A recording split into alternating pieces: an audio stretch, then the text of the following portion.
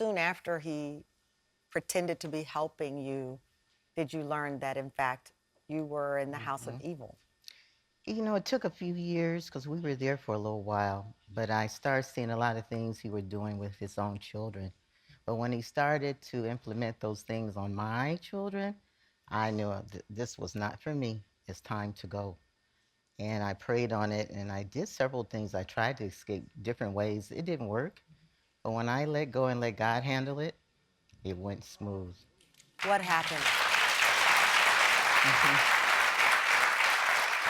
Well, what happened was, when he put us in that garage, me and my children, he locked us up in there, and he fed us when he wanted to. You know, when I got food, I would give it to the children. We were deteriorating. My son's stomach has extended, and my From children's arms were starvation. so small. Yeah, malnutrition, dehydration, lack of sunlight. We were dying in there. Their teeth were I'm sure loose. you thought no one will ever know we're here. We Exactly. will die, and no one will No ever one will find know. us. My family did not know I was there. But it was, by the grace of God. In that garage, there was some boxes, and it had some old papers, and I just started taking papers, scrap papers, and writing notes. And I told my son, we're not going to make it, but if something happens to me first, I'm going to keep these papers on me to tell what happened So to you us. were taking scraps of paper, you're detailing it on this, and Yeah. eventually you escaped because of a postal worker? Yeah, he took me into town because a package came for me he couldn't retrieve. He's so curious, he wanted to know what it was.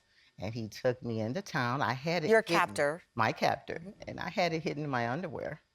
And we were in the post office now. I'm trying to figure out how am I going to get this to someone for help. But again, by the grace of God, I always put that first. Some guy came up and just started talking to him out of nowhere, distracted him for a while. So when my time came up to the clerk for the package, I reached in my underwear and slid it on the counter, and she's watching me. What did it say? Oh, it was a 12-page paper back and forth, so maybe 24 pages of just everything what happened to us in there. And she took it right away and she hid it up under the counter. She knew. She It knew. was that eye contact, and Yeah. I was shaking. She knew something Yeah. was wrong. And thank God when we left, I looked back at her, and all she did was nod. Yeah. Tissue.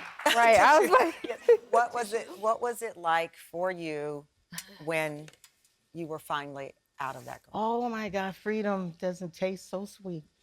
I tell you, when the police and the sheriff's department surrounded that place, and I got Did my you hear them children. when they were coming? Yeah, they Oh, so came you for- knew. Oh yeah. You're like, they're here. Oh yeah, they're here. I told my son, we're out of here. We're out of here. We're out of here. We're free. Yeah. Yeah.